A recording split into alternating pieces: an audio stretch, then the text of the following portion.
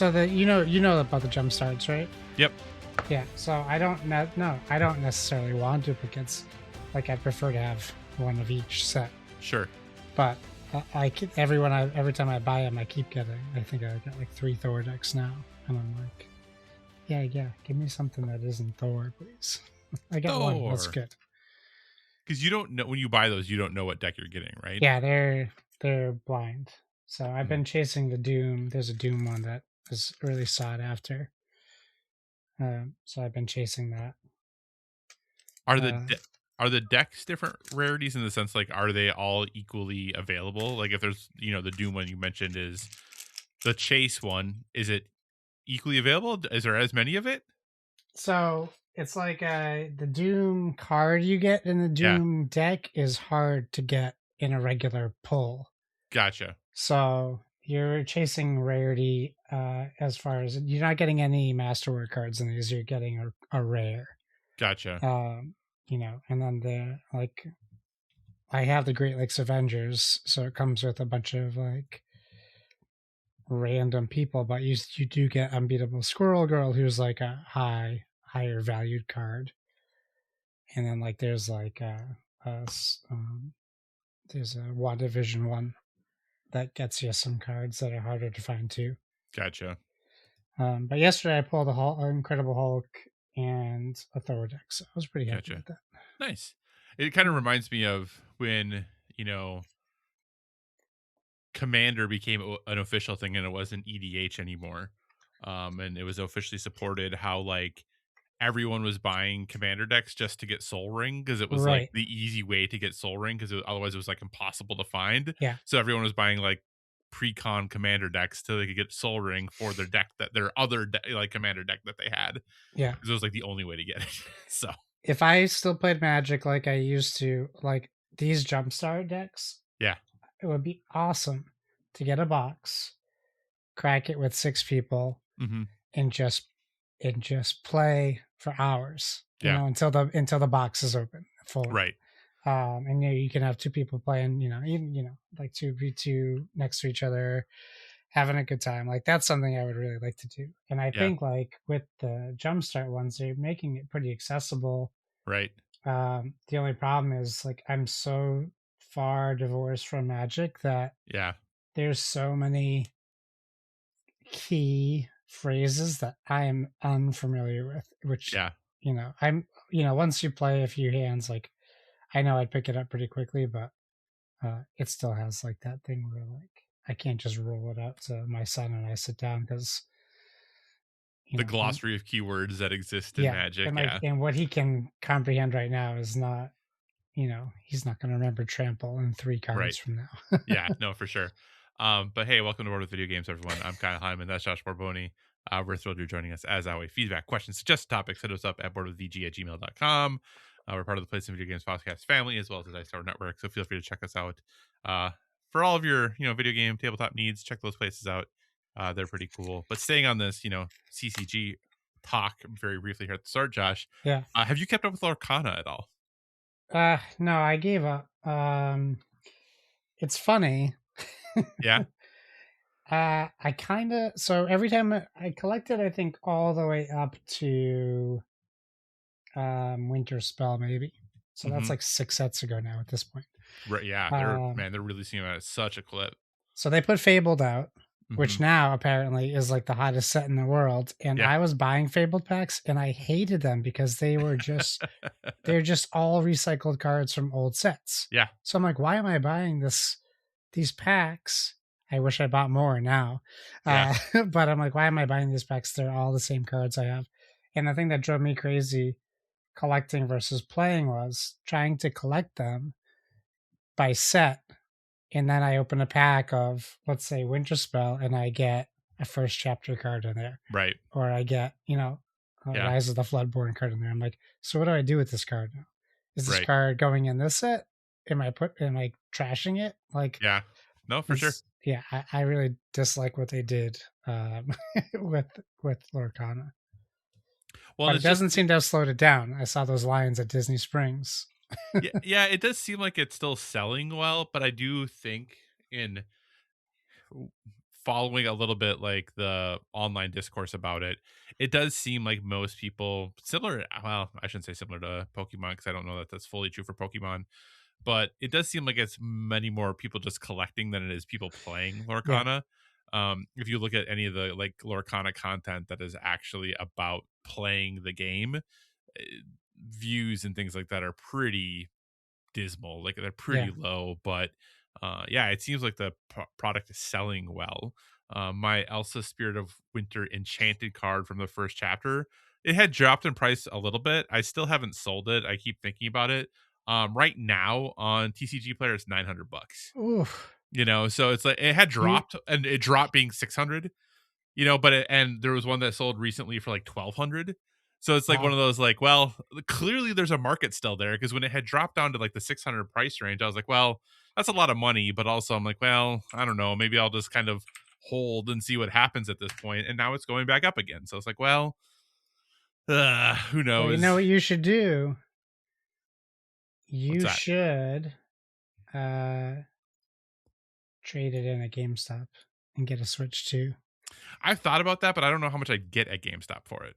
Yeah, I'm curious. I pulled up their website to see if they show the trade-ins or not. Yeah, and I don't know that my wife would let me do that, to be honest.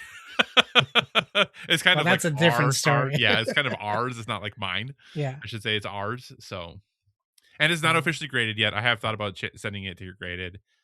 Which let me tell you, try to get a card graded. Oh, that's such a process, man. Oh my gosh, such a pain in the butt. Yeah, I can't even imagine. Because I've seen the cost. I've also seen the backlog they have. Yeah, and you have to like Uh, pay more to like move up. Otherwise, like if you just pay like $40 to get it graded, yeah, it's like over a month until you get yeah, the card. that's It's crazy. insane. But if So you like, there's a potential you what I forget what they charge now. Is it like 10% I think of the well, card I think value? well, you can now it's like a flat fee that you pay. Like you're Oh, like, okay. but like you pay more if you want it graded quicker, Yeah, and yeah, things yeah, like yeah. that. So it's much more about like the quality of service that you want. I gotcha. Yeah, it's sell your cards, get an estimate. Oh, but they make you put in a PSA certificate. Oh, they only buy your graded cards. They won't Oh, buy. okay. They won't Well, take there a you go. trade in. So, Uh, and I yeah, thought I about it. mean, Maybe I'll go through the process. $900. Yeah, Yeah, it's a lot. don't. Yeah, I don't know how long those are gonna hold. It's been pretty up and down. So we'll see. Yeah. I don't know that the but even like some of the new ones that are coming out are still Oh yeah. pushing 2, 3. I think the from Attack of the Vine, I think the Winnie the Pooh and Piglet one Yeah. enchanted card is like, I think also like $1,000 still, and that just came out. There's also So new rarity, right? no, enchanted is like the rarity of what the Elsa I have is. I Oh think no, it's I mean I enchanted. think they introduced a new rarity in the new set.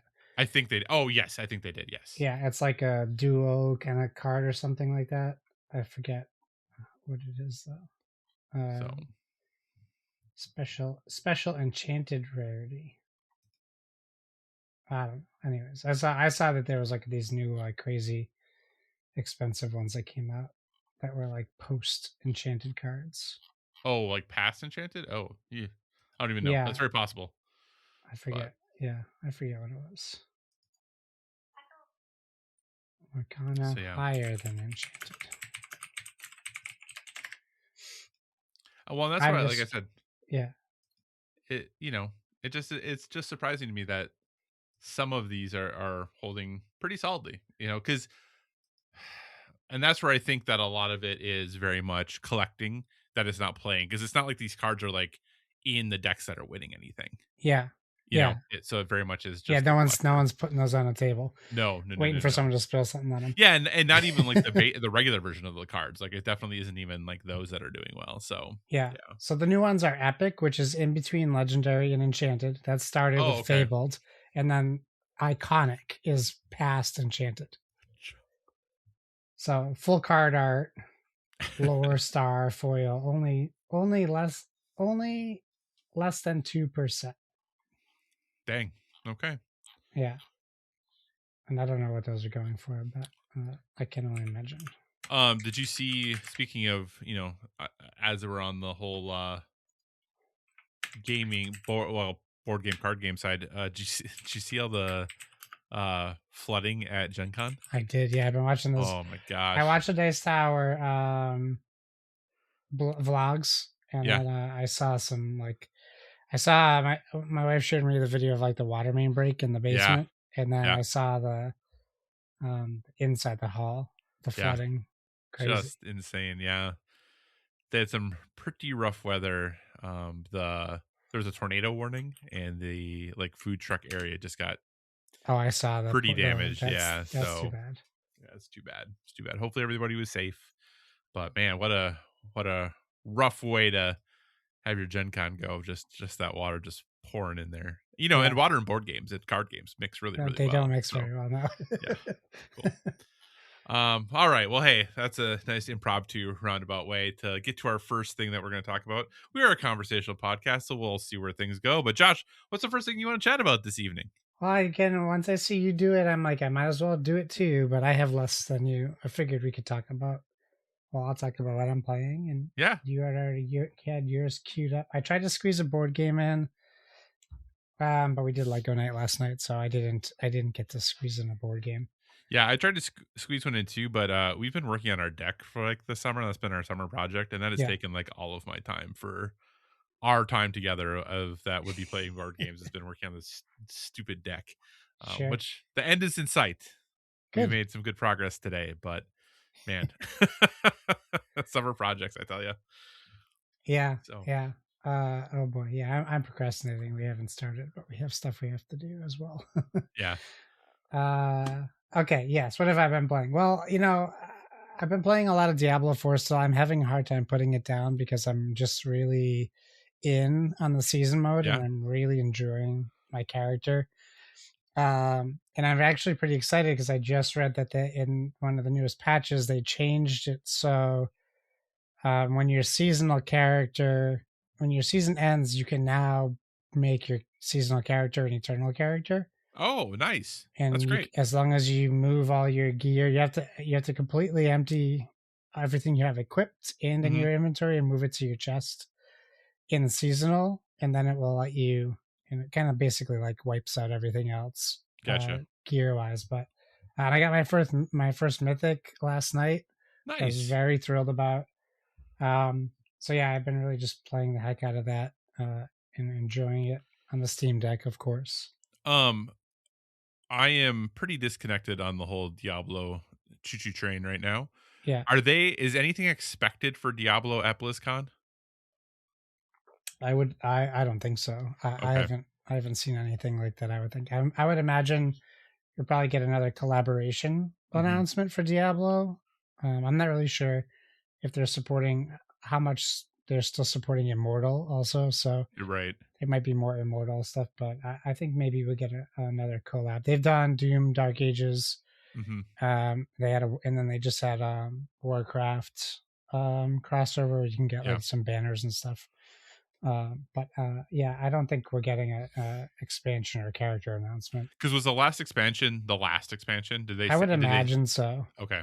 I haven't finished it yet, so I'm not sure where the story ends after that goes. Does anyone other than you even know what's going on in the story of Diablo? I know people like the story. Some people like the story. Most people, I agree with you, probably skip right through the story. And I'm at the point now where I just skip until I can get to Lord of Hatred. Because I've done it so many times. Sure. Yeah, absolutely. Yeah, so still playing Diablo 4. I'll give a quick Mistfall Hunter. This popped up. I think we talked about it maybe at one of the events, Summer Games Fest or something like that. But this just hit Game Pass. I had to watch a trailer for it a few times, different trailers. Oh, okay. Sorry, I looked it up. I now remember this game. Okay. Yeah, I was really curious what exactly the game was and what it was going to be like. I had my suspicions, and they were kind of met. So I played it. I played it for a little bit, and the tutorial really like holds your hand. But essentially, what I have discovered, this is a game that I doubly hate. Oh, wow. Okay. Hate is a strong word. It's not in my wheelhouse for gaming. It is a Soulsborne. It is a Yeah. Souls-like, and it's like Tarkov. It's Extraction Yeah. also. Yeah. And I Because I was was like, like, I think what there's the PvP in heck? it, right? Yeah, so I was not. Yeah, so I was not thrilled when I discovered the rest of that. I was like, Okay. all right, I could probably. The Souls part wasn't too bad until like Mhm. intentionally got scripted death, and Yeah. then they were like, okay, go back to your body now. I'm like, oh great, okay, pass. And then I completed the intro, and then it's like, okay, now go extract. I'm like, oh my god, Yeah. no, no, thank you. But I gave it a shot. It looks good. It controls pretty well, but you Uh-huh. can tell it was designed for PC. So it's a little wonky-ish.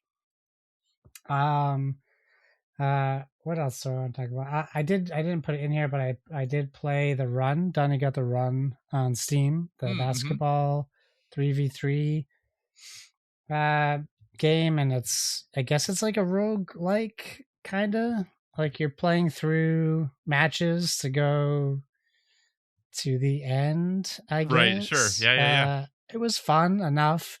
It wasn't any better than any NBA Playgrounds, or it's certainly not NBA Jam, but they really tried hard Mm-hmm. to do that. I put it in the Discord. My first match I did was me. I picked Steph Curry, and it was my 3 players and up against 3 LeBron James. And I was like, Oh, oh, so you can pick you can pick 3 of the same character. Cool. Um, So it's all right. It's okay. I don't know how much the run cost, Donnie, but it's it's probably a good $20 game. I wouldn't pay more than that. I don't think. gotcha. It's Okay. not any better than the tape to tape game that we have, the hockey game. Like that's way Tape is better than fun. this. Yeah, Okay. Gotcha. it doesn't have the same like hook. Um, Splatoon Raiders Mm-hmm. is you know what Splatoon Raiders is? It's everything I like about Splatoon, and Mm-hmm. all the stuff I don't like is gone. So it's Wow. great. I really Okay. like it.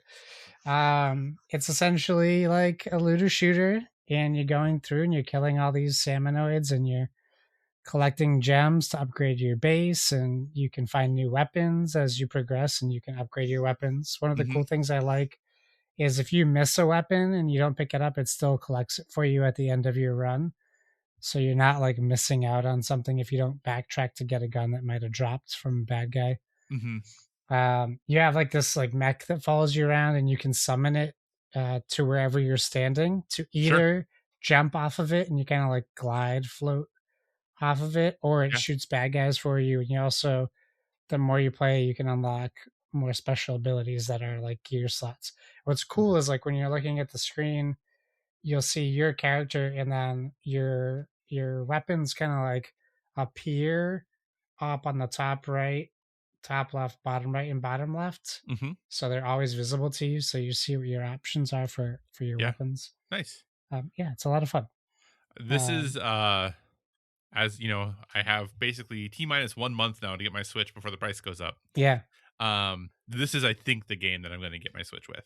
yeah, you would like this game. So yeah, I think I am pretty settled on the fact that this is where I'm going to go, what I'm going to play on my Switch 2, my first game. I think. Nice. Yeah. If and when you get that, let me know so I can. I'll add. I'm just going to add you to my family plan Yeah, that'd be great. because we left. I felt bad because like I wasn't contributing to whoever's family plan was left in PSVG. So we just have one for my wife, my son, and I. But we'll get you in on that one. Awesome. Yeah, and then I guess finally Halo campaign evolved. Yeah.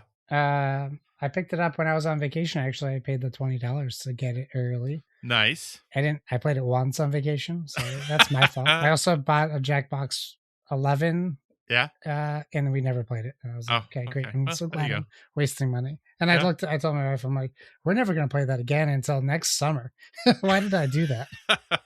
Why would I do that to myself? Yeah. So playing Halo campaign evolved. I mentioned a little bit in the Discord about this too. I have a lot of mixed feelings about it. Yeah. I think looks great. I really do. I think they Hmm. did a great job.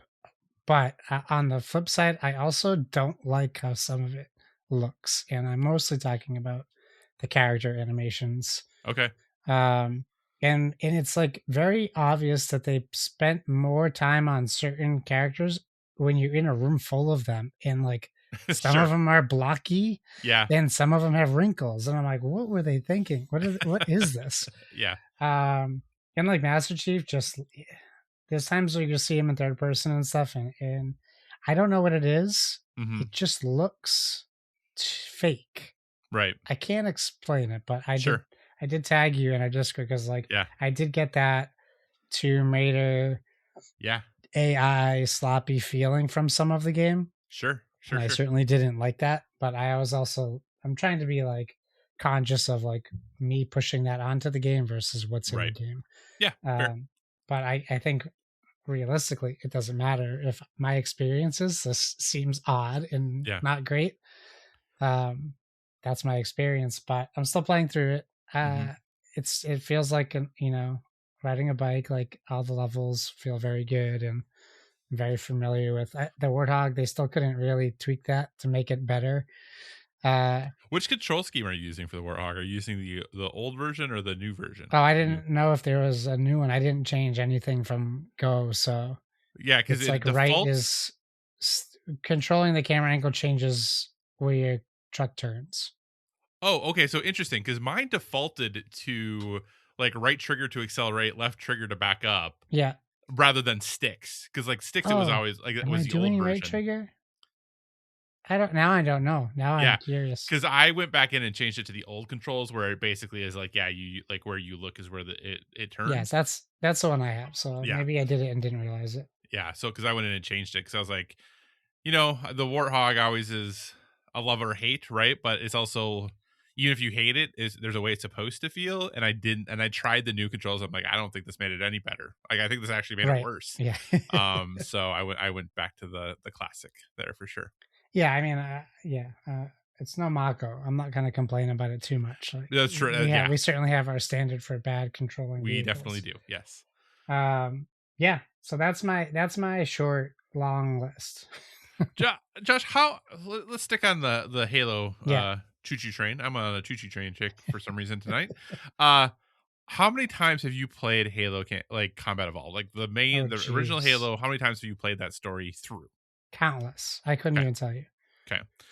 I this is what's weird and why I'm really shocked when people have the memories to like play something once and just remember it. Like, I have definitely played the Halo campaign before, the original Halo. I don't remember if I've played it all the way through, Okay. and I couldn't tell you the last time I I played feel it. like we did once. Yeah, I feel like it was something like that, Yeah. right? Like, but I don't really have any of these distinct, like, Halo 3 is for me the Halo game, right? Yeah. Yeah. Halo 1 and 2, yes, I'm not saying they're bad games, but they were just never for me the things. It was Halo 3 for me was the one that really I spent a whole bunch of time. I played that campaign multiple times, but also like hundreds and hundreds and hundreds of hours in the multiplayer in Halo 3. So jumping into this, I did buy it on PS5 because Mm. why wouldn't I? Yeah. As far as that goes, and seeing all those glorious button prompts pop up, what is super annoying, and this is true. This is true for many games today. Um, Having to like take out my phone to like sign into my Microsoft account to like link it through. Oh my gosh, man! Like, what are we doing? And I know it happens with like your 2K. It happens with a ton of games, right? And it's just Yeah. I have so many other ones that I've already done, and I haven't had to do it in a really long time. So I was like, oh my gosh, like, and then I had to remember my like passwords for my Microsoft account. I'm like, oh my gosh, like when was the last time I had to like put in my password for my Microsoft Right. account? But anyway, we got there. We got Yeah. there. So that was the start of, and I know this game is getting some mixed feedback. I guess I would say, right? Here's what my feedback is going to be. I'm probably a third to halfway through. Okay. Okay. Playing the game, totally fine. Yeah. I'm having a fine time. I really think Halo just needs to go away for a while. And maybe even a very long time. Yeah. I know that without Halo, we don't have Xbox, right? Like literally, like without Halo, Xbox probably would not exist. Yeah. But and I know, or at least it seems that a lot of this game was outsourced. That Halo Studios was not the people who were doing this. But playing this so far, and I have not played the 3 prequel missions, so maybe that'll change my mind. I don't feel like there is a clear direction as to what Halo is supposed to be anymore. Okay. Because as I play through this, because it's so glossy and shiny and everything looks so nice and new, I just don't I don't know. I play through it and nothing really moves me.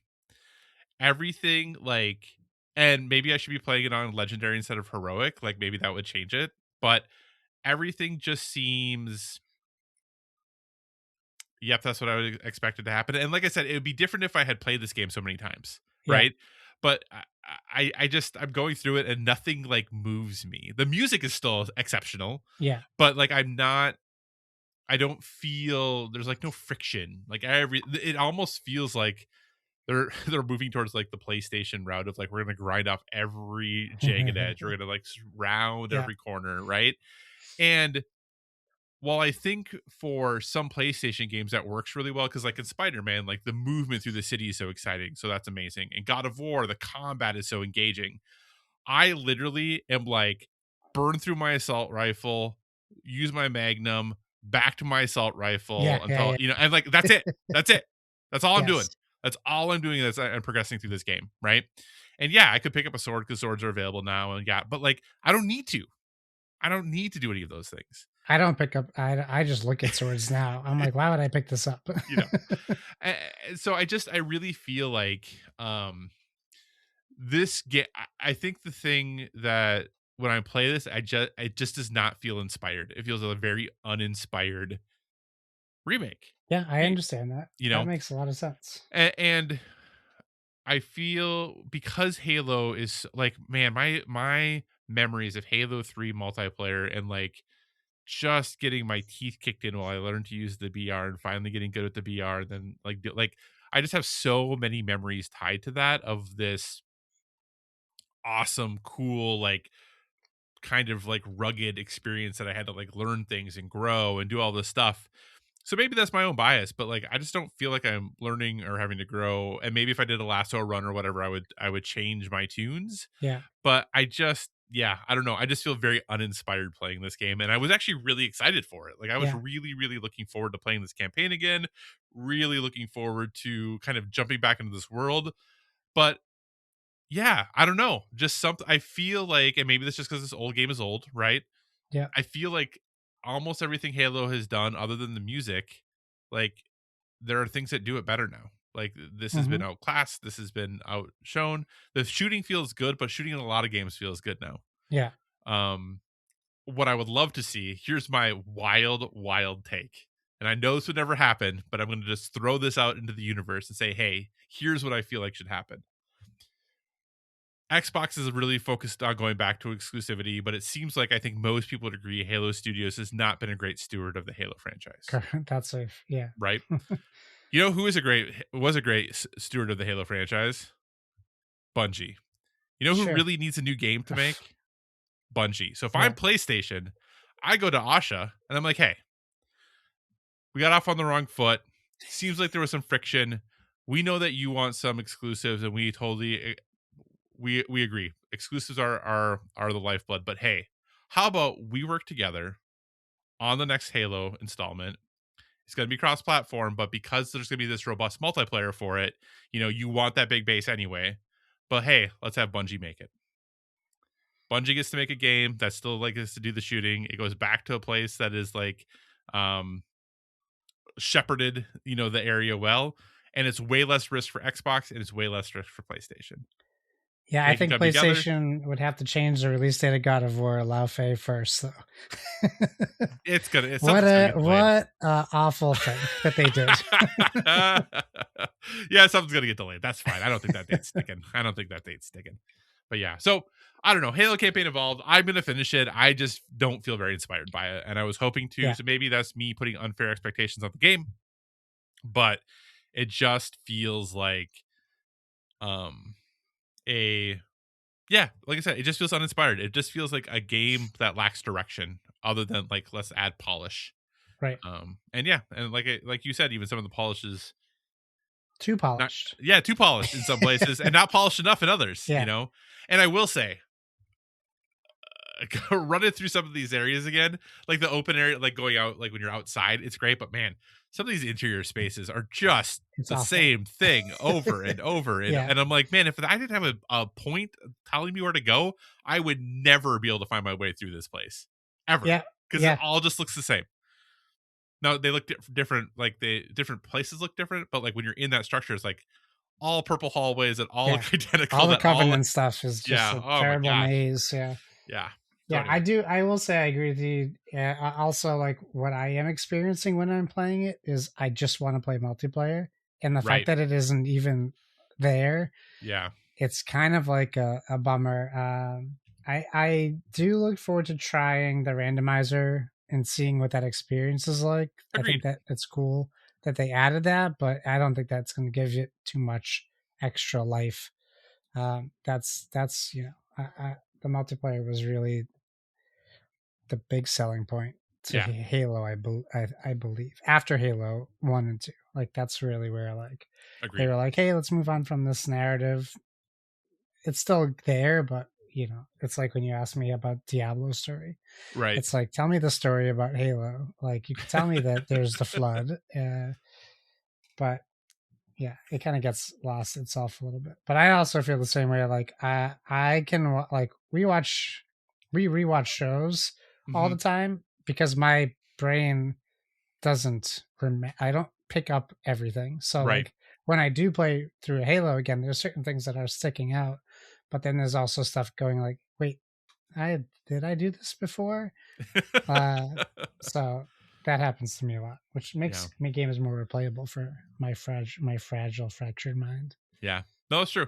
There are when we're playing games often, I'm like, I don't remember anything. So this is Yeah, great. It's almost like experiencing it for the first time again.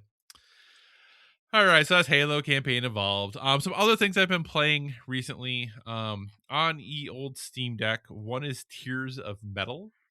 Uh, yeah, Tears of Metal has been in, I think it was in an Xbox showcase potentially, but it's in early access right now. It's the developers Paper Cult.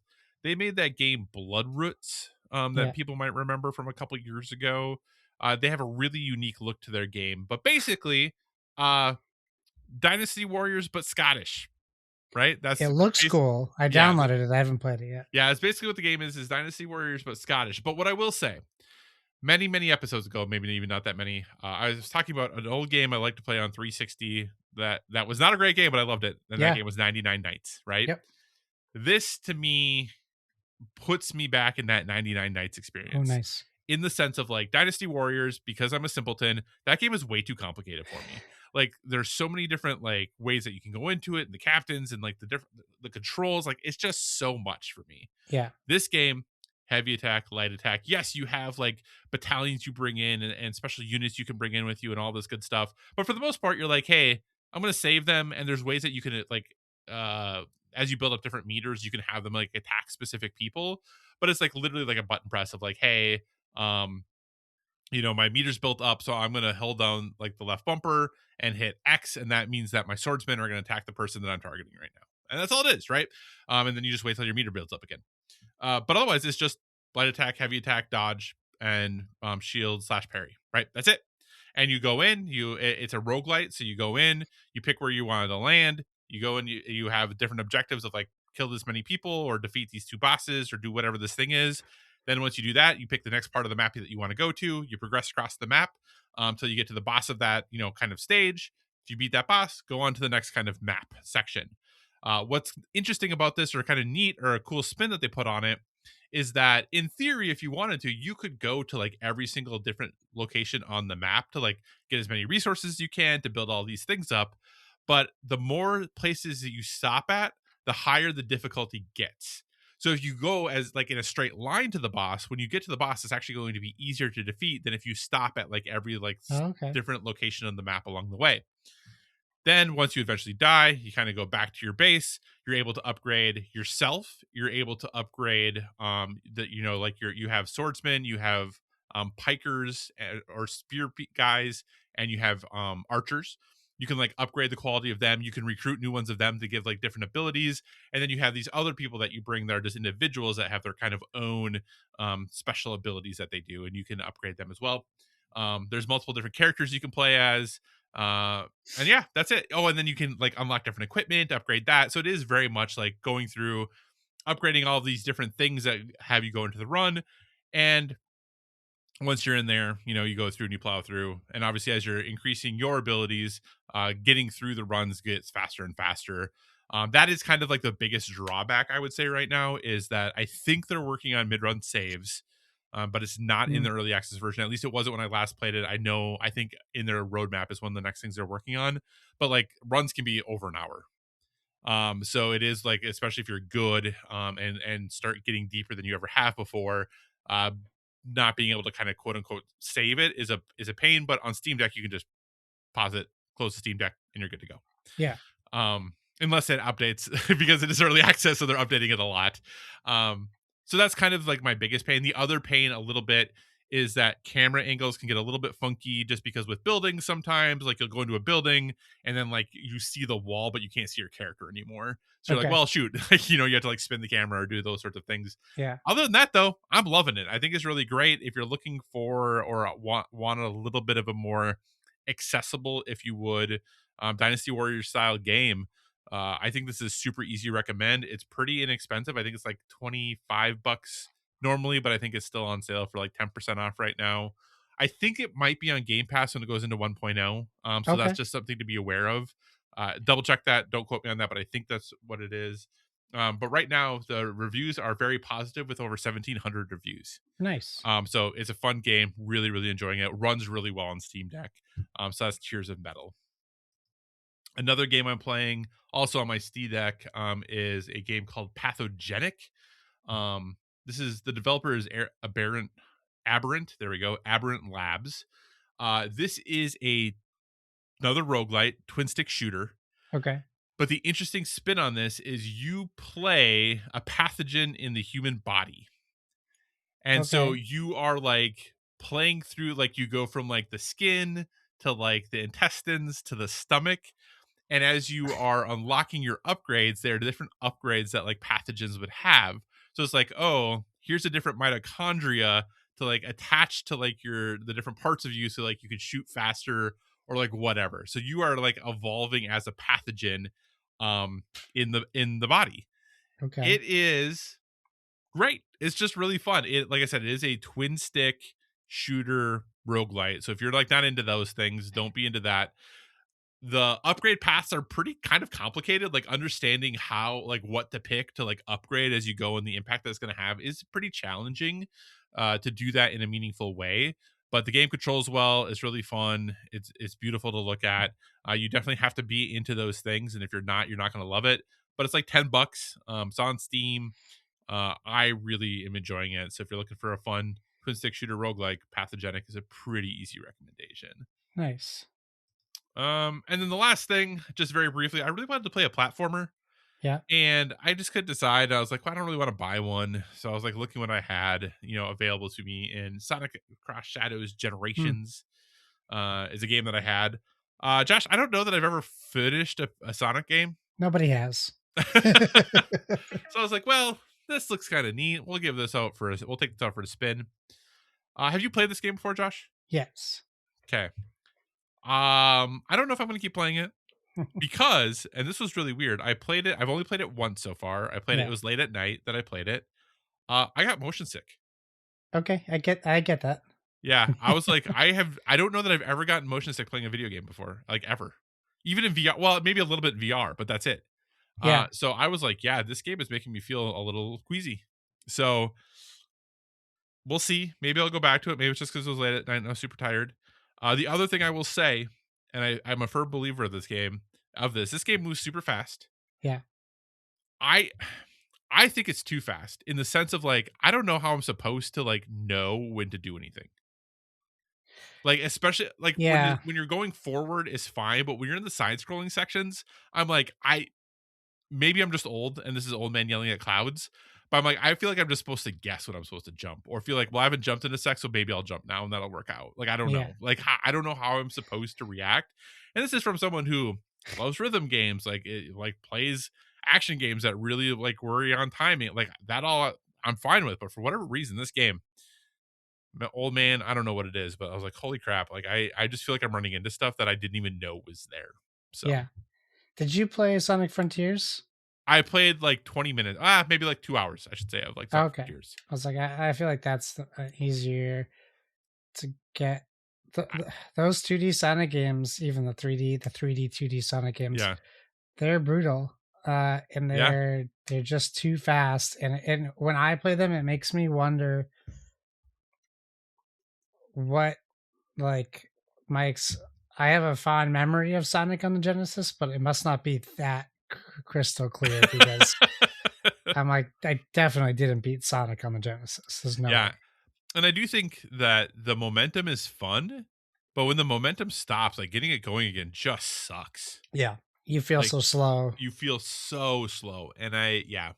So we'll see. I still have it downloaded, but I'm not like itching to go back. But I Sure. just wanted to play a platform. I was like, well, maybe this will be the one. It's highly rated. People seem to like it, but maybe Sonic Frontiers is what I need to go back to instead. So.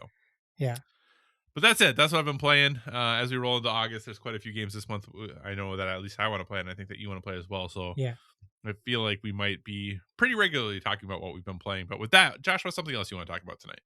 Well, I want to talk about the elusive white whale of the internet. How do you find the winners of the Dice Tower Awards? It seems to be hidden very well. Good luck, Josh, because I was going to talk about this as a topic, but I could not find the winners anywhere. So I have some winners that Yes. we can talk about. Um, and really, this is just well, now we're not on their podcast network, so I can be a little bit more critical. But like, come on, guys. It is Like, kind of crazy if you think about it. It is Sunday night that we're recording this. These happened. These were presented Thursday yeah, night. Thursday night, yeah. And you cannot find them anywhere. Like Uh, unless you were at Gen Con, like they don't even have a rundown like on the Dice Tower social media of like what the winners were. Like if the winners happen to post on social media and then you like search it's such a nightmare. yeah, There's no and news site that has it. That's not even on like Reddit or like Board Game Geek that's what I as a was thinking. post. Like, at least Reddit should Nothing. have it, right? Nothing. Yeah. So even AI can't really get me the answers I Nope. need. But what I will do is I'll talk about what we do know. I do know this from the vlogs. I know Galactic Cruise won 4 Dice Tower Awards. Was it 4 or 3? I thought it was 3. There was 4 now on Oh, today's blog. There was another one. I don't know if it came in late or something, but they had okay. all 4. Or maybe one was for another game they published, or maybe it was like publisher Gotcha. award. Okay. But they didn't say in their own vlog. I can tell you the game of the year went to Heat, Pedal to the Metal. Best board game production went to Luthier. Best theming went to Luthier. Best small publisher went to Luthier.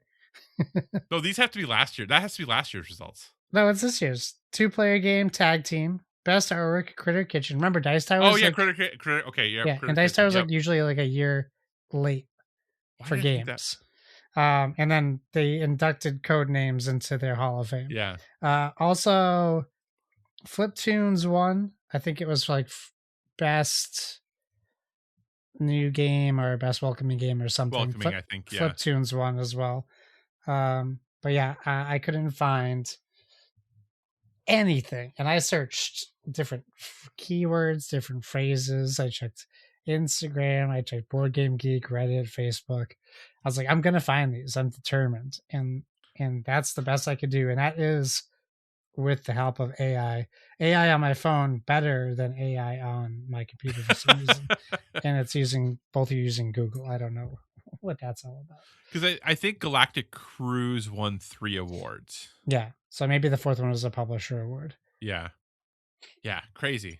Yeah, And Galactic Cruise is what, 3 years old now? It at seems this like it, point. right? They've already had like their second like crowdfunding thing. Yeah, Yeah. Um, I will say I did get a ton. Like you could tell that Gen Con was coming even and we didn't do our usual like going through stuff, but um the number of games I've gotten from Kickstarters in the last month was yeah, insane. Like every oh yeah, Kickstarter was delivering because they get wanted it to out have in their time. games were going to be at Gen Con. So I've gotten so many Kickstarters in the last month that I have just a stack of games to play now. I did Um, see there. I did watching the vlogs and stuff. I did see some cool stuff. So it looks like we'll have some stuff to talk about soon, board game wise. And I was gonna say I was considering. Oh, I was considering covering the Simon story too, but yeah, I thought it's just too depressing. And I went and I was like, I'm gonna go check Kickstarter and make sure they don't have an active Kickstarter right now out. And they do not, right? luckily they don't. Yeah, I was like, I don't think that they do. I did see Um, Rise of Icor was there with a new expansion or yep. new set. I saw there was another TCG, and I guess it's been pretty popular. I don't know if it's on Kickstarter or not, but apparently it's a game that you can play just with one booster pack. You can just play right out of the pack. Oh yeah, what the heck game was that? It has like a familiar Cataclysm Arcade, There we go. Yep. and that's on Kickstarter now. I don't know if that's ending or not, but yeah, Cataclysm Arcade seemed pretty cool. Uh, but yeah. Tom Clancy, The Division, the board game. Yeah. Oh, wait, a Division board game? Do we know about this? No, I just caught my eye. I'm assuming this is a board game. Hold on. Clicking. It's it's a tabletop RPG. Never mind. Oh, okay. Okay. Still cool, but not what I was thinking. I would have been more excited about a board game. Did have they announced are they doing a reprint of Dominant Species? Oh, I don't know. I didn't know. The only reason I ask is it is currently number 2 on the hotness on Board Game Geek. And that game is from 2010. So I'm like, I don't know why that would be on the hotness unless they were reprinting it. Yeah, on their website they just list first edition. So yeah, maybe there's a Interesting. second edition coming out. That's a game that I have never played, but I always wanted to. So Yeah. I don't know. Second edition, Dominant Species. yeah. Did you Oh, see that's the a- Lord of the Rings: The King's Gambit? I did, yeah. That I looks was so watching cool. some of that stuff. Yeah, that looks so neat. That seems like there's a lot going on, and that's going It to be an does seem- expensive board game. Yeah, it does seem like it's gonna be expensive. Listeners, if you want to go see what looks very, very cool, it's supposed to come out next year. But the Lord of the Rings, The King's Gambit, a kind of re-implementation of Star Wars: The Queen's Gambit. Yes.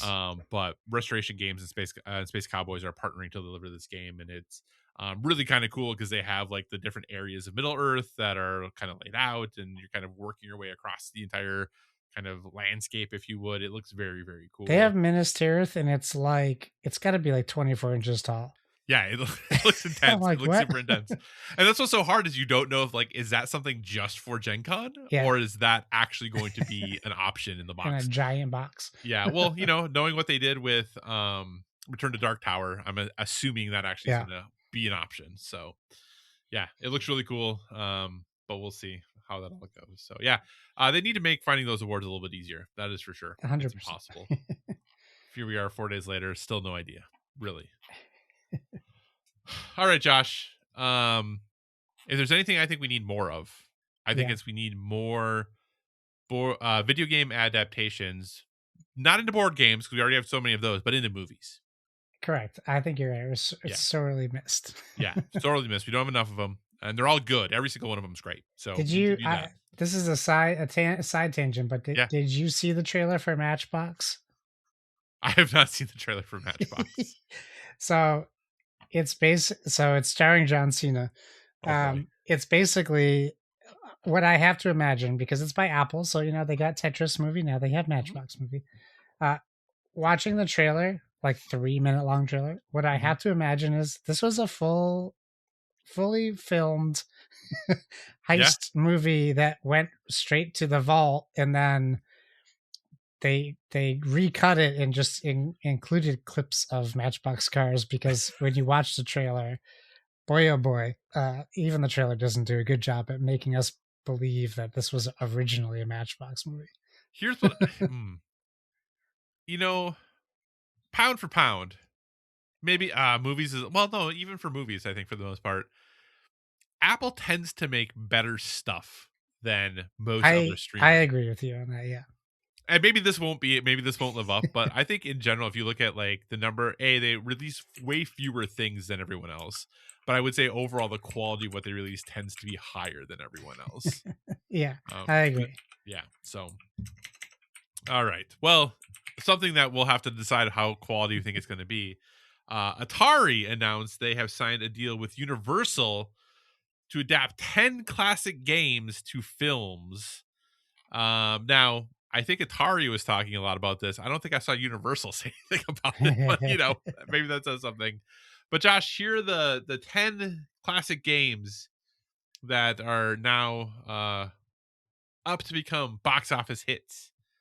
Asteroids, Adventure, Berserk, Breakout, Centipede, Crystal Castles, Millipede, Missile Command, Pong, and of course, Yar's Revenge. Of course. How could you turn Of down course. a How could ticket you to turn Yar's down? Revenge? Right. Number one, I love the fact that Adventure is on the list because could you imagine just a movie called Adventure? Like, what's this movie going to be about?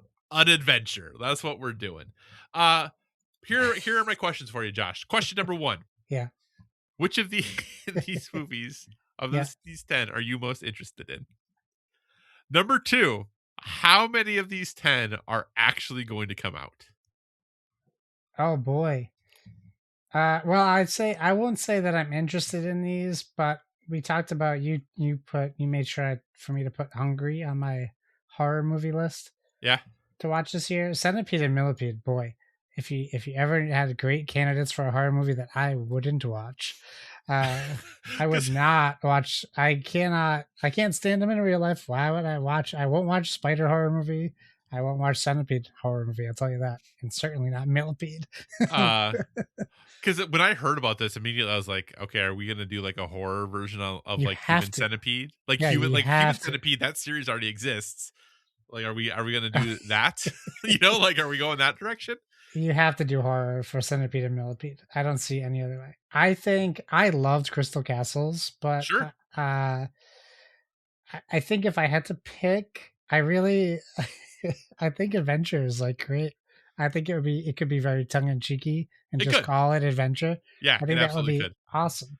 How many of these do I think will come out theatrically or just in general? Good question. In general, I'll say.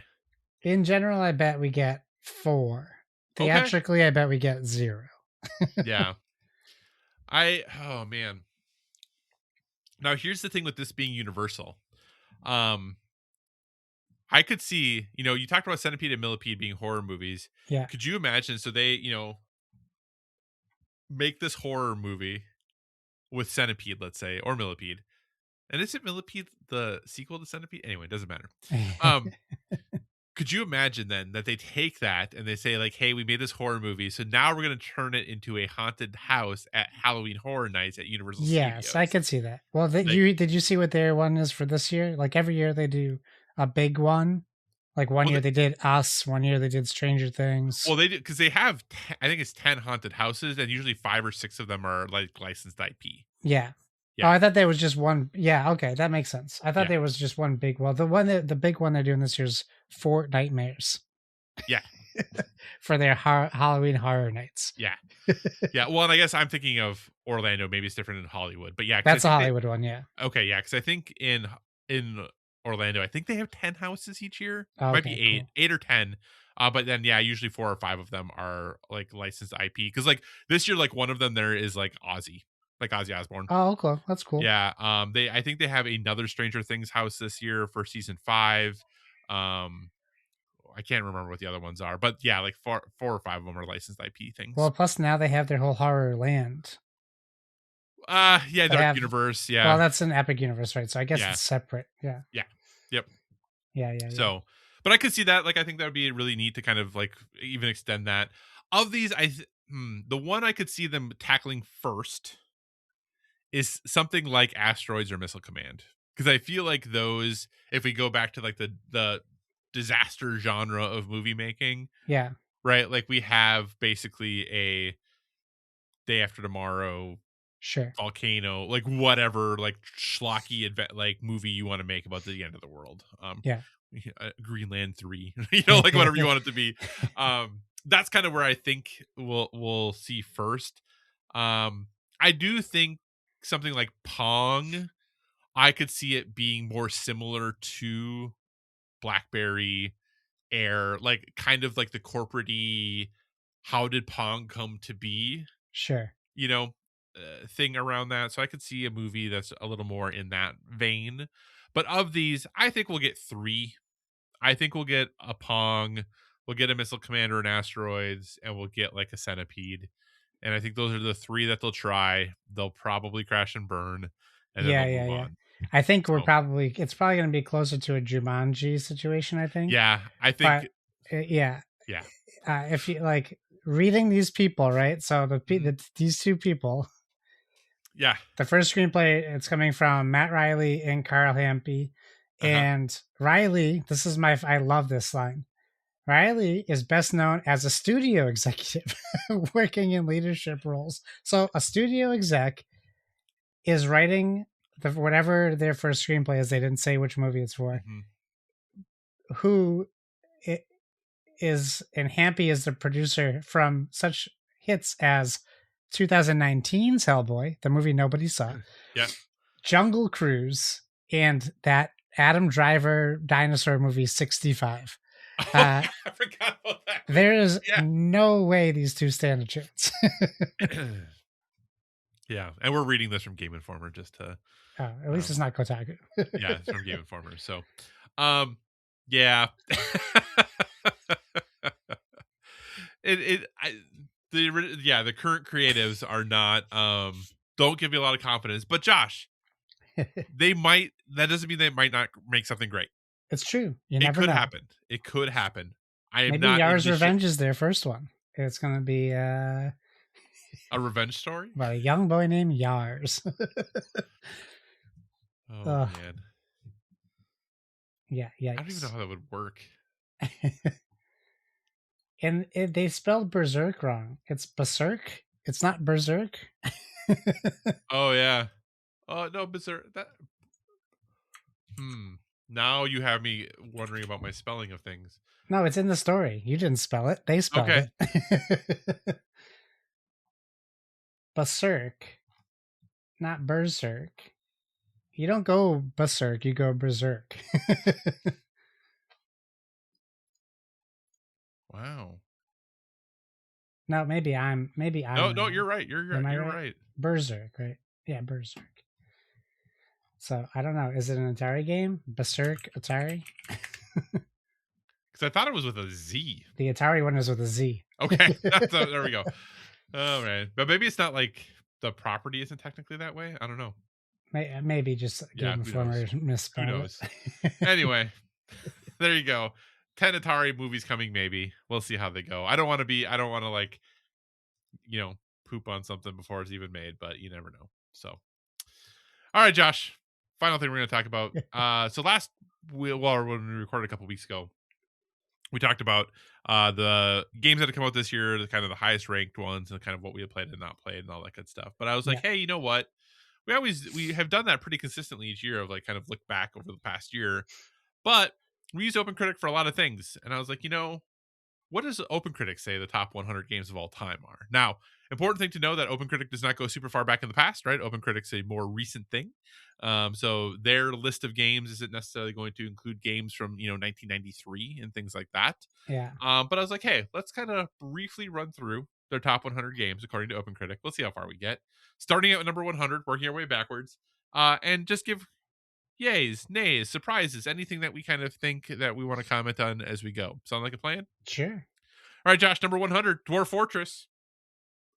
Important thing to note that number 100, and maybe it goes to 101, is a 90 or higher on OpenCritic's scoring. So we're talking about every game that we're talking about now has a 90 or higher on OpenCritic. So Yeah. that conglomeration of reviews. So Dwarf Fortress.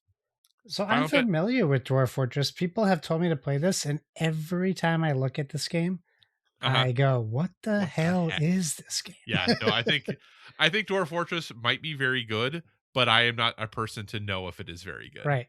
Yeah. Yeah. Final Fantasy number 99 is Final Fantasy 14 Shadowbringers. Is 14 the online one? 14 is the online one. Shadowbringers is one of the specific expansions for it, if I recall Okay. correctly. Sure. I did play Final Fantasy 14 for about 5 hours. Oh, okay. Yeah, You gave it a because shot. it's on PlayStation. So yeah, it was okay. It wasn't too bad. I didn't really know what I was doing, but hey, there we go. Number 98 is Animal Crossing New Horizons. That's surprising to me. I That is figured it that would be low. higher. Oh yeah, yeah. That was a much loved game. Right. Coming out right when the pandemic happened, March 20th of 2020. Yeah. But yeah, 90. I kind of surprised the game's at a 90, but I guess people who love Animal Crossing, and a Yeah. lot of game reviewers love Animal Crossing. So, the next one, Caves of Cud. Again, a game that I have heard a ton about, and have looked at and been like, I don't know that this game is for me. I like this quote from Eurogamer. Densely imagined and as complex as you fancy. This roguelike RPG is brilliant. Cool. Yep. Sell me in less than one sentence. Yeah, people love it. Number 96, Josh's Dreams. Wow, that's surprising. I know. That one surprises me that is number 96 with a 90 overall. Yeah. Number 95, Crusader Kings 3, Josh. Cool game. I really wish I gave a shot to. I never really gave it a shot. Yep, same. Number 94 is a sweetheart from 2024, 1000 Times Resist. I definitely want to play this game. I just have not yet. But I feel that the hype might have. I don't know if it'll ever be able to live up to the hype. What are your thoughts, sir? I have no context for what that game is. It Gotcha. looks like a typical J action game.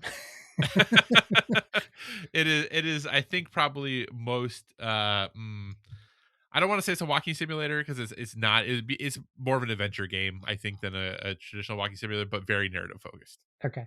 So, Ori and the Blind Forest is number 93. Sure. Who doesn't love a good platformer, right? Yeah. Number 92, A Legend of Zelda: A Link Between Worlds. The 3DS version. Yeah, this is back from 2013, one of the older games on the list for sure. I don't know if we're gonna get much older than this, other than older than 2013. But did you play Link Between Worlds? Is that only 3DS? Oof, it might be virtual elsewhere. I don't honestly know. Yes, I did play this on the 3DS. I was just trying to figure out if I played it on something else, but I'm looking at screenshots and I'm like, yeah, I gave it a shot. Yeah. I love. Yeah, it was all right. It was fine. Yeah. Number 91 is Lost and Found Co. This is one of the games we kind of made fun of from earlier this year. One of those typical find the things missing things games. Apparently it's pretty good. People love it. So there you go. Number 91 overall. Sure. Next one, number 90 overall, a game from last year that people seem to love is Ooh, which is the 3 O's in a word puzzle game. Puzzle platformer, I would say. People really seem to like that one. Number 89 is a game I have no idea what this game is. Crimson Diamond.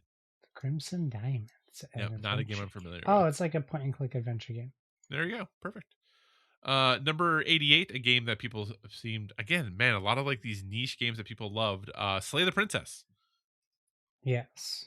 That has been on my list, my short list to play, and I've just never gotten to it. Interesting. Okay. Do you have any desire? No. Okay. Next one, number 87, Tents and Trees. This is a Switch game apparently. I know nothing about this game. Okay, it looks like a little board gamey kind of game. Yeah, almost looks like a Minesweeper type thing, maybe. Remove the tent, place grass, get a hint. Yeah, it does look like Minesweeper, huh? Number 86, Tekken 8. Josh, you like punching people? Shocking! I can't believe. There must be other Tekkens above this. I'm very surprised, actually. I guess I'm very surprised that any Tekken's at a 90 at this point. Not that I'm slamming Tekken, but it's just Tekken's made itself a niche game, it's kind of replaced Virtua Fighter. Yeah. In like, I know that it's like huge in the professional circuit, but I don't know a lot of people playing it casually. Yeah. So. Number 85, Stardew Valley. Obviously needs no introduction. That would be higher, I would imagine. But number 84, Trails in the Sky First Chapter. Mm. Again, a game many people loved. A game that did really well for folks in things like fantasy critic leagues. Yeah. Oh, 100% excuse me. I of the apologize. critics recommend it. That's right. Number 83, Rayman Legends, the Great version game. from 2013. Great game. Agreed. 82, Xenoblade Chronicles 3, Future Redeemed. So this is an expansion? I believe this is the expansion for Because I played Xenoblade Chronicles 3. I did not play this. So, do you have any? Are you gonna get Xenoblade Chronicles 3 when it comes for the Switch 2 edition? No, because maybe I have Xenoblade Chronicles. Is it just X? X, yeah, The Switch 2 version of that. gotcha. Because 2 just came out, didn't it? Yeah, 2. I think so. Yeah, because like one or the original was in June, 2 is July. I think that could be reminding. Anyway, number 81, a game from this year, Schrodinger's Call. People loving this game so much so that it's obviously in the top 100 of all time. So there you go. Moving on. Number 80, UFO 50. Any desire to play UFO 50? I Josh? do have a curiosity about this. This is kind of like almost like a WarioWare kind of game, right? Yeah, it's 50 different games that are like 8-bit games that are supposed to like, progress over the history of like an 8-bit system that maybe have existed one day. So yeah. Gotcha. Number 79, Stanley Parable Ultra Deluxe. Obviously a kind of a classic game that I don't know that means much of an introduction. Yeah. Number 78, Overwatch. I wonder what determines, because these are all 90s so far, what determines them on the list? I'm guessing they're based off of probably decimals that we just can't see. Sure. Okay. Yeah. So obviously I love Overwatch, the ups and downs of it. I think 1,400 some hours of Overwatch that I've played now. Oof. Yeah. So my most played game of all time for sure. So obviously I'm happy that it's not number 78, 90 overall. Number 77, hey, Ori the Will of the Wisps, a little more Ori, a little more platforming. Who doesn't love a good puzzle platformer? Yeah. Number 76, Super Mario Brothers Wonder. Great game. Absolutely. Number 75, Fate Stay Night Remastered. I don't know what this game is, other than it says Adventure Interactive Story.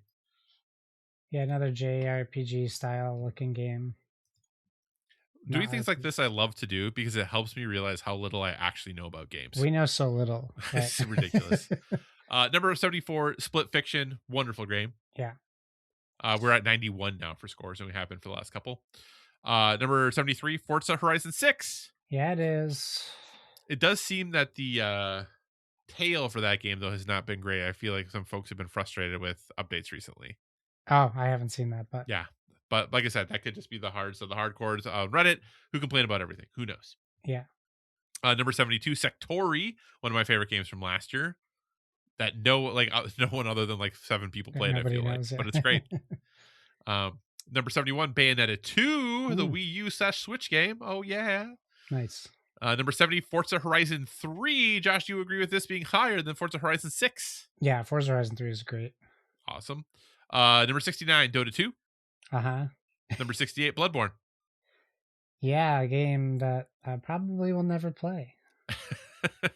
I mean, maybe if they ever remaster it. I was like, I think I have it physically. I'm like, do I have that digital version? I don't know. Number 67, Satisfactory, a game that people who love it. I don't think it's for me.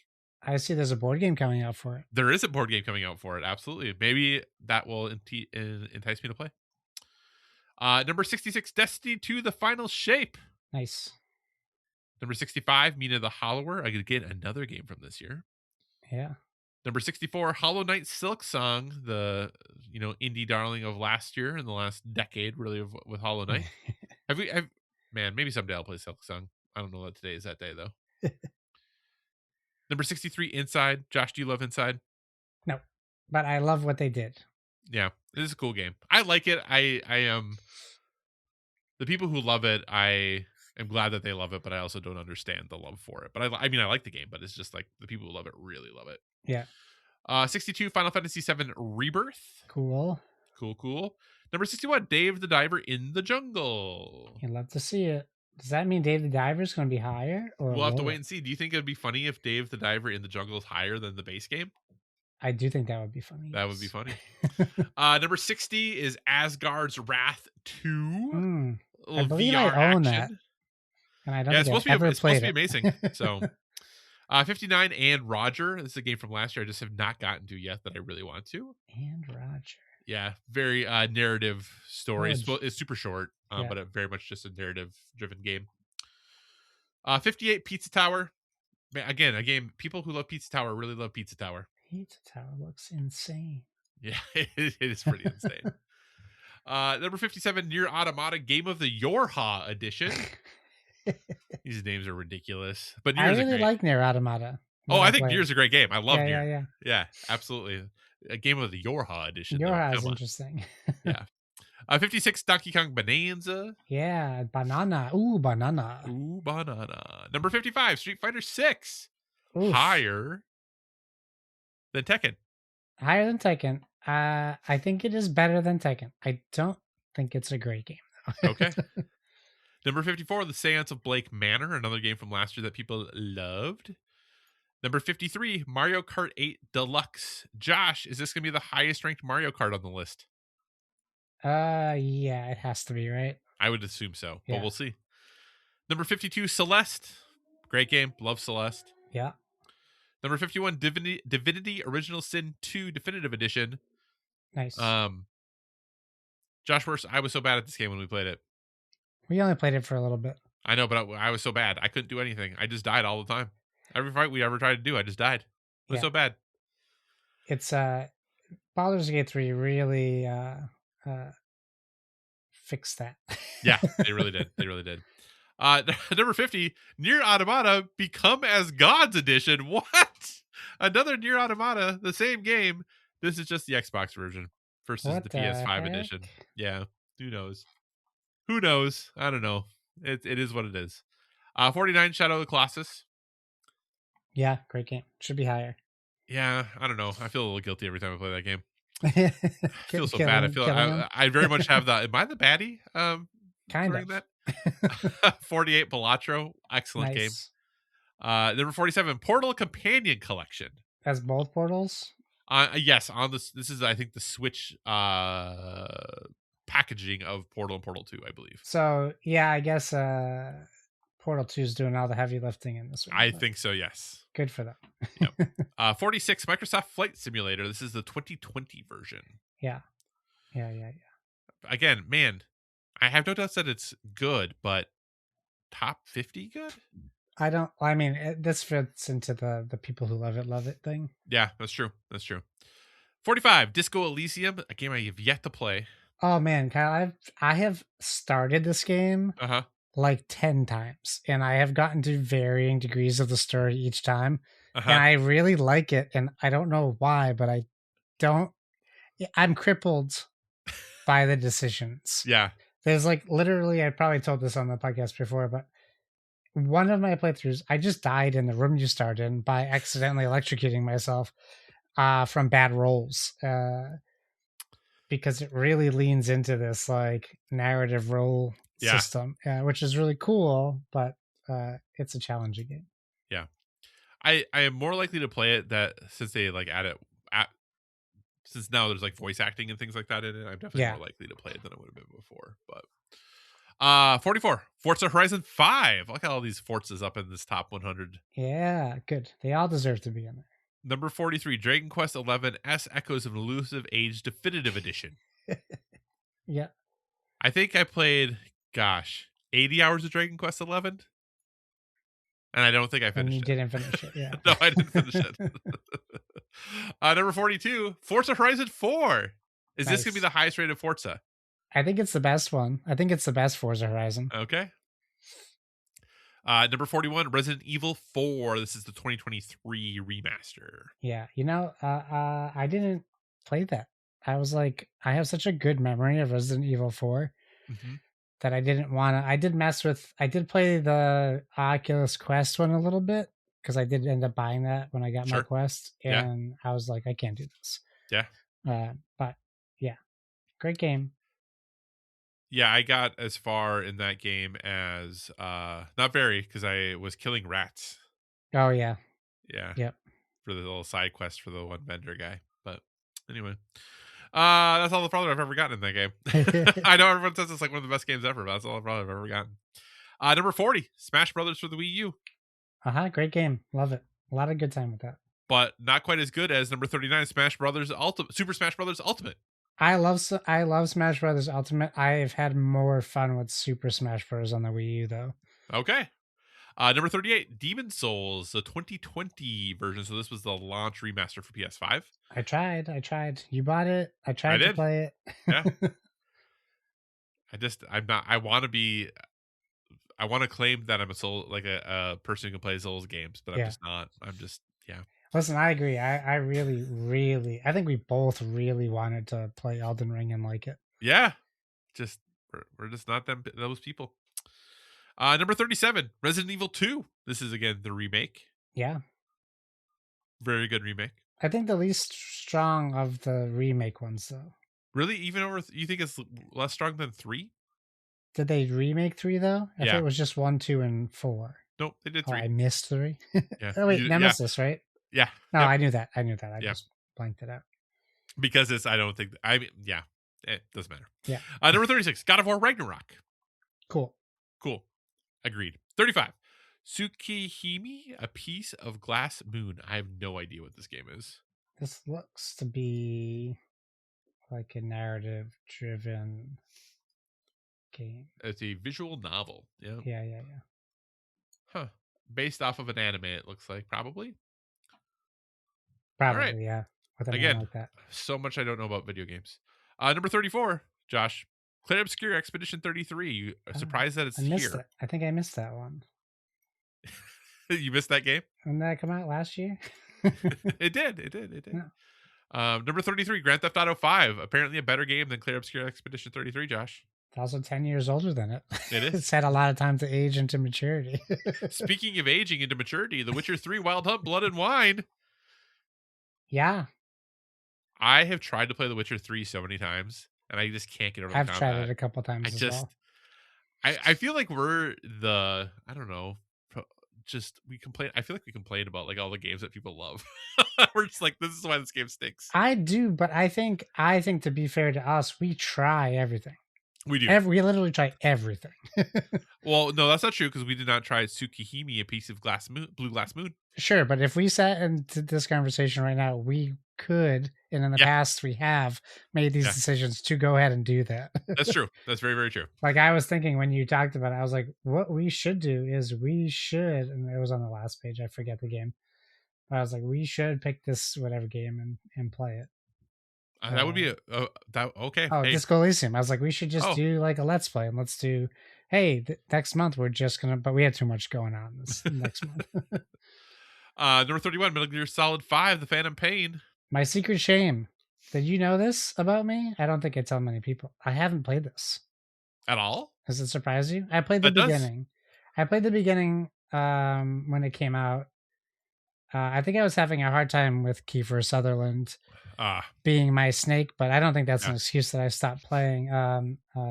It's a game that I will play. I have to do it. Are you going to get the second collection that comes out later this month? No. No. Number 30, Vampire Survivors Ode to Castlevania. We've now hit 93. 93. Yep, and this is DLC for Vampire Survivors. Yes, I have played that. I like the characters they added into that. Yeah, it was great. Number 29, Last of Us Part 2. Yeah, I would have that even higher. I would too. I know controversially, I know we both like that game, and I know a lot of people don't. Yeah.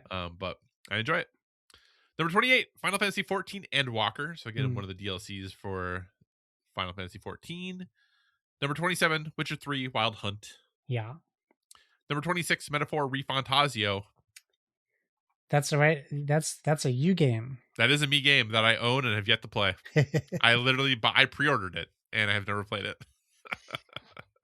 I'm part of the problem. Number 25, Uncharted 4 Thief's End. You better play Metaphor before they take your digital license away. I better. That's very true. I do have it on PlayStation, so they might. You never know. Uncharted 4, nice. Good spot for it. Yeah, love Uncharted 4. Obviously, I love Uncharted as a whole. Uncharted 4 technically is my number one game of all time when we did our list before. Yeah. But that was more representative of the series as a whole. 24, Half-Life Alyx. Hey, I'm seeing this listed as Quest. Is that true? I don't know. Maybe I can finally play it. I've been dying to play this. You'll have to check it out. Been dying. I guess I'm exaggerating. I haven't been dying to play it. You're I would interested. like to play it very much. Yeah. Number 23, Super Mario 3D World. Yeah, that's a game. It is a game. That's very high on this list. Indeed. Oh no, we're in store. The rest of this list is going to be Nintendo games, huh? Probably. Number 22, Undertale, which is not even done yet, right? Yeah, because Deltarune is like the sequels or whatever. Oh wait, no, something? Deltarune is the one I'm thinking Deltarune? of. Undertale is done. Deltarune, chapter 5. Yeah, Undertale, I think is is yeah, my bad. Number 21, Dead Cells, The Queen and the Sea. Man, Sure. Dead Cells is so good. I love Dead Cells. We don't play that enough. We don't. I own it on PlayStation. Do we have it on our Steam family account? I'm assuming we do. We must. I have to imagine we do. I can tell you in a second because I still have Steam up. If we don't, we will. We don't. Oh my gosh. How do we not? Because I feel like it was on gosh. sale the other day and I looked and it was not in my I was like, do we actually not own this? I was Let me see how much Dead Cells is right now. Well, there's so much DLC for it. There's so much. There's got to be a bundle where you can buy them all, right? Oh yeah. This is good content for listeners, right? I was trying to decide if we're gonna buy a game. If anyone curious to buy Dead Cells, I can tell you right now, if there is, buy Dead Cells Medley of Pain bundle, buy Motion Twins Mosh Pit Mayhem. Okay, so yeah, we'll have Dead Cells soon. It's $21 for the base game and the Bad Seed, Fatal Falls, Queen of the Sea, and Castlevania. For right. $21 is a pretty good deal. Normally $40, so we'll have it. It's such a good game, and I haven't played the Castlevania stuff yet. So yeah, oh man, and then their Castlevania game comes out in just a few months. Oh, that's right. Yeah. All right, Josh, top 20. Yeah. Number 20, The House in Fata Morgana. Huh? This actually, here's a really kind of funny, I don't know how to say funny, weird connection with this game. When I was working on my doctorate and I was doing my dissertation, one of the questions I asked I did focus groups, and one of the questions I asked each of the member of the focus group is what their favorite game of all time was. Yeah. And one of the people, their favorite game of all time was The House in Fata Morgana. Really? Yeah, I was so shocked because like I had heard of the game and it's a visual novel. I'd heard of it, but I never played it. I don't even know if I had met anyone who had ever played it. And the student was like, "Yeah, it's my favorite game." I'm like, "You're like half my age. What do you mean this game is your favorite game?" It just didn't see it, but there we go. House of Fata Morgana. Number 19, Journey. Yeah, I know you love that game. I do love Journey. It's a fun time. Well, it's not a fun time. It's a good time. It's a emotional time. It's a impactful time. I hate using that word because that means nothing. Number 18, Divinity Original Sin 2. Yeah. Didn't we just talk about that game? We did. Different versions. Number 17, Elden Ring, The Shadow of the Erd Tree. Yeah. Yeah. 94, huh? Yeah, 94. That's where we're at now. Hey, but speaking of 94s, number 16, Hades, Josh. Good spot. Number 15. It should be one higher. Well, soon. Number 15, Persona 5. Yeah. But I was like, that's weird that it's not Royal. Well, just hold on one second, everyone. Worry. Well, wait a second. 14. You have something silly to get out of the way first. Yeah. Number 14, Metroid Prime Remastered. Boo. You don't belong in this part of the page. At a 94. That's wow. Crazy. That does seem a little crazy. Even that regular game isn't a 94. Number 13, Persona 5 Royal. There you go. There we go. The fact that these Persona 5 Royal and Persona 5 are both taking up the 2 spots in the top 20, kind of odd, but whatever. It is what it is. All right, Josh, number 12, Hades 2. Good. Should be higher. I kind of thought it might sneak into the top 10, but not quite. Number 11, God of War 2018. Nice. All right, Josh, and here we go. Top 10 games on OpenCritic. Number 10, The Last of Us Remastered. Yeah, okay. Sure. Which remastered version, Josh? The 2014 one. Number 9, The Legend of Zelda Tears of the Kingdom Nintendo Switch 2 Edition. Oh no. Okay. Yeah. Yes, it's gonna happen, Josh. It's totally gonna happen. Oh boy. Number 8, Astrobot. Good. Number 7, Elden Ring. Yeah, I still think good, even though. Right. Not for us, but yeah. Yeah. Number 6, Grand Theft Auto 4. Weird. That one is odd to me. The fact that GTA 4 is here from 2008 is kind of odd. Number 5, Legend of Zelda: Tears of the Kingdom. Not the Nintendo Switch 2 edition, just Legend The of other Zelda: one. Tears of the Kingdom. The game that Josh and I adore. Can you imagine? Sorry to interrupt you. No, interrupt away. The higher res, better version is worse.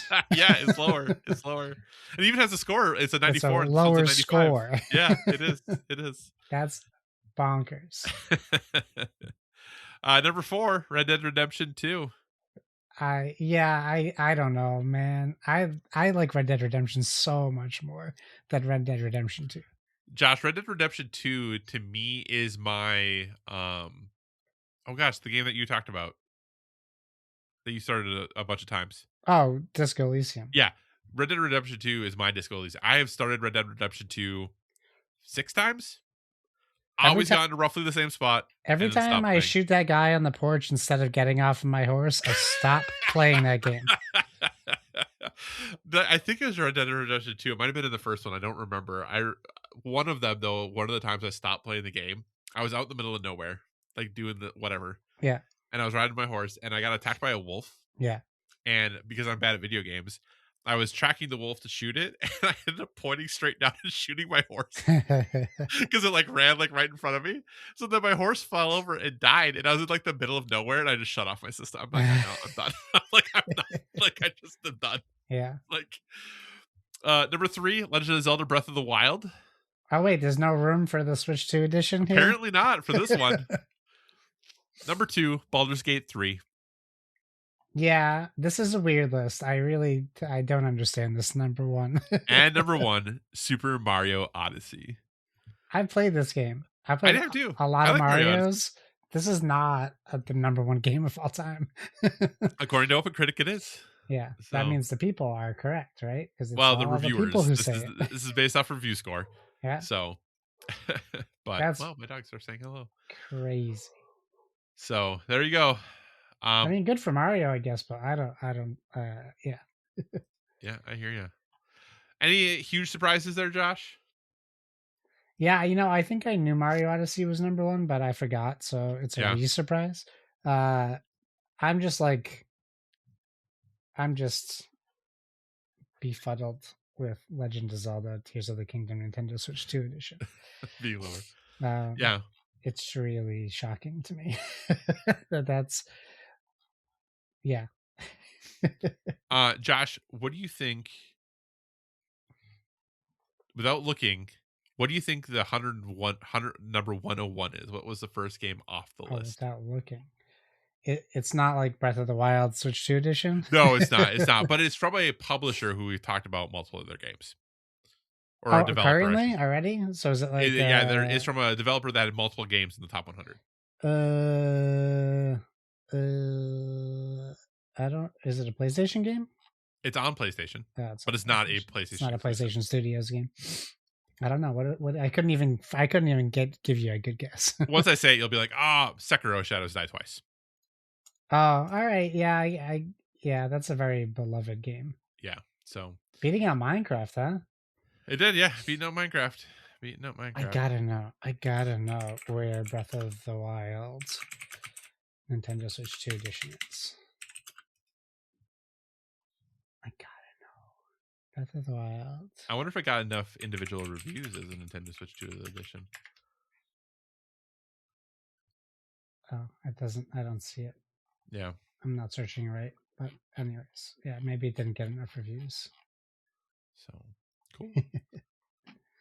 Oh, man. What a silly thing. What I think, most surprised by in that whole thing is that though there was a couple games that neither one of us knew about, there wasn't very many games that neither one of us knew about. Yeah, I think most of them are in the 88 for Breath of the Wild Switch 2 edition. Wow. Get that trash out of here. What are we even doing? Don't even bother with that. I can't believe they wasted all their money on an 88. What are they doing? Yeah, I think most of the games we did know were in that 199 to 80 grouping. Yeah. Absolutely. But hey, a lot of great games exist out there, Josh. And we've played or interacted with most of them, but a few we had no idea about. Cool. All right. Yeah. Well, hey, thanks for indulging me. I thought that might be fun. No, that's So, fun. I enjoyed that. what do you say we move towards wrapping the show up, Josh? What do you have any recommendations for our dear listeners about things they should be doing outside of games? Yeah, I mean, my first recommendation, I got two for you, is Spider-Man: Brand New Day. We did get out to see that. I took my son and my wife went to go see it, and it was great. If you are up to date on the Tom Holland Spider-Man, Yeah. it fits right in with the storytelling and it's a nice change to have like consistently good Spider-Man movies and movies with heart and are telling more of a story than just like superhero battles. Yeah. Um, I I want to say things. I don't want to spoil it, so I'm not going to spoil anything. But there's some things that they do that I like, and um, uh, I'll just say it's like one of those movies where the trailer leads you to believe more is going on than maybe is. Like they're kind of packing the trailer full. But it was great. I really enjoyed it. My son loved it. Uh, I'll be curious where they go next with this one. Yeah. I'm looking. We were gonna try to get to it this weekend. We did not. I'm hoping to get to it next weekend. So Yeah, and I feel the same about what you're going to talk about. And then lastly, but certainly not least, uh, I have talked about Glenn Hansard before on this podcast about his music. I had a very interesting experience with this. I had a lot of repressed dead dad emotions pop up this week for me. Sure. When I got a text on Wednesday morning from my cousin, who's also a big Glenn Hansard fan, that he had died in a motorcycle accident. And it was truly devastating news for me. I told my wife, like, laughing about it, kind of. I'm like, I've never felt this way about someone I don't know. Yeah. To the point where I was like crying multiple days last week. And yeah. just thinking about it. But like one of the things that I thought about was like how I talk about him to other people. And I'm like, you probably never heard of this guy, but he's a, Irish folk singer. He has an Academy Award for this and that, and that. And everyone's like, yeah, every time I talk, I don't know who that is. Okay. They're like, great. Okay. So that's how I still do it. And then what I did notice over the internet, which was very cool, sweet, and sad at the same time, was he was everywhere all of a sudden. And people were saying the same things that I said. They were like, I always had to introduce people to him as this small Irish folk singer. And then a lot of them were like, now I don't have to do that because every person in the world is now coming out either saying like they had stories about him or this and that. And like one of the big things for me was seeing like finding out a couple new things. One, Josh Radnor, who plays Ted from How I Met Your Mother, has a connection because the mother was in the play once playing Marquette's spot. So I was like, oh, he must know him through that. But like, turns out Josh Radnor's a musician too, and he tells this really sweet story about Glenn. And then he found some videos. And then like Billie Eilish and her brother Phineas and her mom all wrote these huge things. And they were like, Billie's first song was Falling Slowly that she performed like at a play or something, like a school concert or something. And seeing all these people, Bruce Springsteen coming out, all these people saying these incredible things about him. So it kind of made like the sorrow feel a little bit more shared. I also made it a little bit more sad, I think, because like realizing how impactful he was for everybody. So yeah, I guess what I would say is if you have any interest in learning about this man or hearing about him, he put out two fantastic records this year. And they're called Transmissions something, and I should know that. And shame on me for not knowing. But he put out two records, Volume 2, Volume 1 and 2, Transmissions West. and Transmissions East, and Mm-hmm. those are recorded in Funkhouse in Germany. It's like their Abbey Road, um, and he was on like Obama's like top music list. Oh yeah. So there's a lot of stuff going around for Glenn right now. But for anyone like who likes me and wants to know a little bit about what I like, do yourself a favor and just pull them up. We talked about it a little while ago. I think Don't Settle, the live version that they put out for this record, is one of the most powerful live performances I've seen. Like just his voice is just incredible. So I would recommend people check it out. What do you think of Once? It's one of my favorite movies. Yeah. I kick myself for not seeing it on Broadway, Mm-hmm. or any play. It came played like a local play. Yeah. It was a movie that I learned about. So my friend Jen Carroll, who is a writer for Pluribus now, Mm-hmm. uh, when she worked for me, we used to trade movies at Mm-hmm. work. She'd bring me a movie on DVD to borrow, and I'd give her one, and we would watch them, and then we'd go talk about them at work. And Once was one of those movies Yeah. that we shared, and I, to be honest, I don't know if I shared it with her or she shared it with me. Right. Um, but it's one of those indie darlings that is Mm-hmm. just full of heart and soul and good Yeah. music, and it's like a Ted Lasso movie. It's just mostly sweet and good-hearted Yeah. with some tough moments, but you're not going in with like these like awful like antagonists or things like that. It's just a very nice, sweet movie. Yeah. I I will never be able to thank my wife enough for getting me tickets to see Swell season 3 years ago, because if she didn't, I would never have seen him live, Mm-hmm. and that would have killed me. Yeah. I am shocked at like with how good Once is as a film, how little he did Yeah, afterwards in yeah. film or television. Because He didn't that even want it. He said like yeah, originally Killian Murphy was going to be the lead. yeah. Because he's so good in that movie. And I like that was one of those movies that kind of like you talked to, like I remember seeing, but then I haven't really thought about it in a long time, Yeah, right? And then when all this happened, I was like, oh my gosh, that movie was so good. yeah, And it just is, it really shocks me about how little he did, because obviously his music is exceptional and that was his love, so that's what he focused on. But like, man, he just did such a good job in that film that he did yeah, so little in that arena afterwards um is a bummer, just because I think it would be another cool way for us to have um ways to look back. yeah. So That's a good yeah. point too. Yeah. Awesome. So my recommendation, it probably doesn't really need much of an introduction or to be talked about much. I actually went to a movie, which I haven't done much recently, and I went and saw The Odyssey.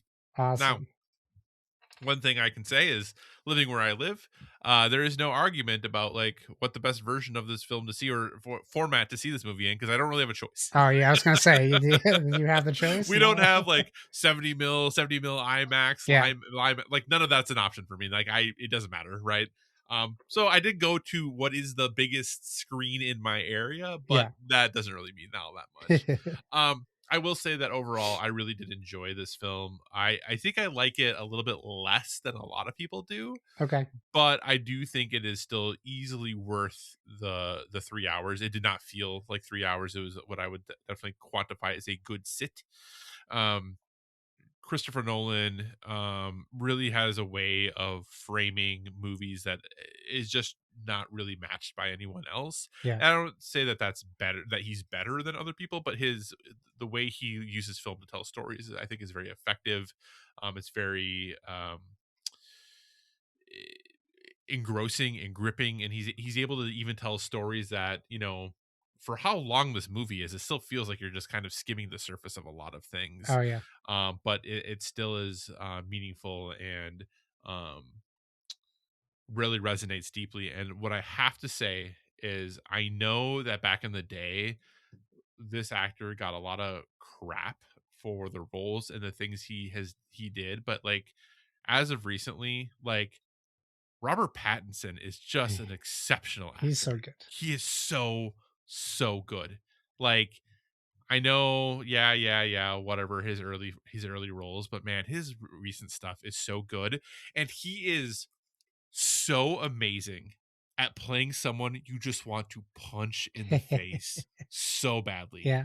Just he's so good at it. Like, Yeah. it's just insane how good Robert Pattinson is, and the other thing, like Tom Holland, I think some of his other like non-Spider-Man roles like are good, but I think he has been pigeonholed a little bit Yes. into what he can do, and he's also exceptional in this. Like, Good. the acting in this movie is just top notch, and really like great performances by everyone all around, but especially Robert Pattinson. And when he and Tom Holland are in scenes together, they just chew Oh, them I up. can't They're wait. so good. So it's, I think, a little less action packed than you'd expect it to be. There's definitely a lot of action, but it is Yeah. just, there are many scenes and much time spent of just people talking. Yeah. And it's done exceptionally well. So Did he fix the sound mixing, or are we still dealing with Christopher Nolan's joy of drowning out people talking? what I will say is, in the theater I was in, and this might be the nature of the theater that I was in, Yeah. the movie was not as loud as I thought it was going to be, but I Good. really had no issues with like being able to hear what was happening Okay. or what the conversations were. Apparently, I guess I don't think this is a spoiler, there's a Cyclops in the movie. Shocker. Yeah, shocker. That in like quote unquote properly mixed theaters, the noise the Cyclops makes is Yeah. apparently like one of the loudest things ever like done in a movie. Oh, really? Yeah, but I definitely did not get that from my screening. I was not like, oh my gosh, this, I actually was like, I thought this would be louder. That's Yeah. actually what my reaction to the movie was. So I think that was just my screening. Okay. And the not great theaters that I have in my area. Yeah. So, but yeah, The Odyssey is worth a watch for sure. And I think if you can see it on a big screen, it is the first movie that was fully shot in IMAX. So if you have Yes. that opportunity at one of the whatever 35 true IMAX movies, There's one I gotta drive to where Kevin Austin is, but I can go to Rhode Island. It's like 45 minutes from here. I could go that's not see it. bad.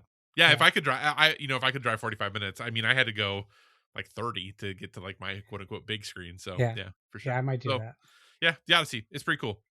All right, Josh, what do you say we wrap this show up? Sure. Thanks for joining us, everyone. As a reminder, you can find us on Facebook at facebook.com/boardwithvg, on Instagram at boardwithvg, and via email at boardwithvg@gmail.com. Whatever podcast service you're listening to us on, we encourage you to give us a 5-star rating, as it helps other people discover our podcasts. You can find me on all the places at Why So Serious. That's SIRRIUS. Kyle, where can people find you? So you can find me at the usual places like Instagram, PlayStation Network, Xbox Live, Board Game Geek, all at Cyclocross, CYCOCROSS. As always, if you have suggestions for future topics, be sure to reach out to us on social media, because we want to talk about what you want to hear about. And remember, everyone, whether it be board games or video games, never stop gaming.